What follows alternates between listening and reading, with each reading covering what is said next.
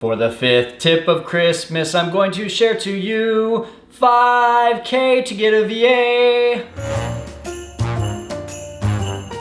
Welcome into the fifth tip of Christmas. What is a VA and why do we need 5K to get them? Well, a VA is very simply a virtual assistant, and that person is going to take all of the guest communication off of your shoulders, managing cleaners. They're gonna do all the menial day-to-day tasks that really should cost really not a lot of money to outsource, and is gonna help you to focus more on your business rather than in your business.